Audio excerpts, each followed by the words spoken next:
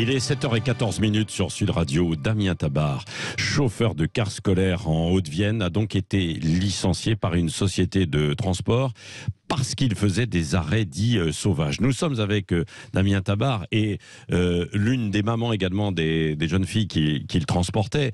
Damien Tabar, donc pourquoi vous déposiez les enfants à d'autres endroits que les arrêts qui étaient prévus, donc ce qu'on appelle des arrêts sauvages?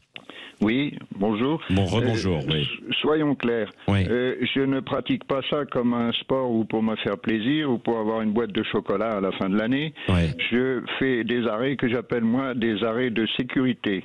Je ne fais pas ça couramment. Je fais ça quand je pense qu'un enfant est en danger. Je suis un parent et un grand-parent. Tous les conducteurs et conductrices de car sont des parents et grands-parents. Ne font des pratiques comme cela que quand ils pensent que c'est pour la sécurité de l'enfant, et uniquement pour cette raison. Oui, c'est ça. C'est-à-dire que vous déposiez des élèves devant leur domicile plutôt qu'aux arrêts de car qui étaient prévus un petit peu plus loin, quoi. Hein. Oui, alors vous voyez bien, en ce moment il fait nuit, les enfants qui vont au collège font le trajet depuis leur domicile jusqu'au point d'arrêt de nuit. Et les enfants qui rentrent le soir, ils rentrent chez eux de nuit. S'ils doivent marcher le long d'une route départementale, marcher dans l'herbe, sans trottoir, sans éclairage, de nuit, ils sont en danger. Et pourquoi votre employeur vous reproche ça, selon vous, alors ? Parce que les arrêts dits sauvages sont totalement interdits dans notre règlement. Moi, j'ai signalé depuis le début de l'année que cet arrêt était inadéquat. Et j'ai dit que je prendrais l'enfant à la proximité de son domicile. Bien sûr, ça m'a été reproché et j'ai dit que je persévérerai. Voilà, la suite de ça, c'est ce qui arrive maintenant. Ouais, et vous êtes chauffeur de car depuis des années, Damien Tabar, hein, déjà. Depuis 17 ans. Depuis 17 ans. Et vous le faisiez déjà, ça, auparavant, ou pas, pour certains élèves, non ? Bien sûr, si c'était nécessaire. Mais la différence aujourd'hui, c'est que nos véhicules sont géolocalisés. Donc, nos employeurs et probablement la région Nouvelle-Aquitaine sont au fait de nos arrêts et de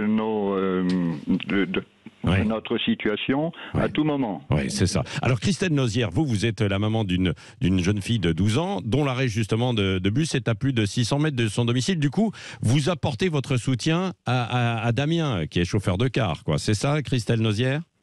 Oui, tout à fait. Je lui apporte mon soutien parce que comme la plupart des parents, on va dire que je suis indignée par cette situation parce qu'effectivement, comme l'a justement dit Damien, ma fille, pour se rendre au point officiel du car, elle est obligée de marcher sur plus de 650 mètres dans le noir. Nous sommes une petite commune, on est en campagne. Il n'y a pas d'éclairage public, il n'y a pas de trottoir. La voirie n'est pas matérialisée par des bandes blanches, si vous voulez, sur la route. Les gens roulent vite, il fait nuit. Donc j'imagine pas du tout ma fille marcher en fait dans le fossé avec une lampe électrique et un gilet fluo. Enfin, c'est inconcevable en tant que parent. Oui. Alors est-ce que vous avez essayé de vous mobiliser, Christelle, avec d'autres parents et puis faire pression d'une manière ou d'une autre sur la société de transport scolaire, quoi ? Alors, pas sur la société de transport scolaire. Moi, ce que j'avais déjà fait, c'est que j'ai fait 2 fois des demandes de dérogation.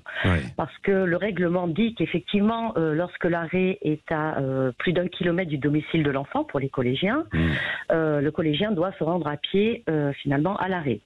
Et mais le règlement dit aussi qu'il faut que les conditions de sécurité pour le collégien soient assurées. Alors, qu'est-ce qu'on cache derrière les conditions de sécurité ? Je ne sais pas, c'est pas plus détaillé. Donc, moi, j'avais fait 2 demandes, en fait, de dérogation pour obtenir un arrêt devant la maison pour justement sécuriser la montée dans le car de ma fille. Les 2 demandes ont été refusées. Oui, parce que Damien, là où vous vous arrêtiez pour déposer cette adolescente, il y avait de la place où s'arrêter. Ce n'était pas, selon vous, dangereux par rapport aux voitures, à la circulation ? Absolument. C'est un endroit en toute sécurité, avec allumage des feux de détresse qu'on pratique à chaque fois qu'on s'arrête.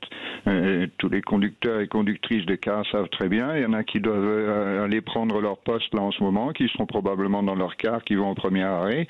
On ne s'arrête pas à un endroit où c'est dangereux. C'est la base de notre métier, c'est la base de la sécurité. On n'est pas stupide. Bon, et alors, est-ce que vous allez engager quand même des discussions discussion. Qu'est-ce qui va se passer? Vous allez saisir les prud'hommes ou pas, Damien Tabarou? Vous en êtes où? Oui, je vais saisir les prud'hommes et j'aurai l'aide d'un syndicat pour me conseiller. Bon, et on va appeler évidemment la société de transport scolaire pour savoir ce qu'ils disent de leur côté après cette décision.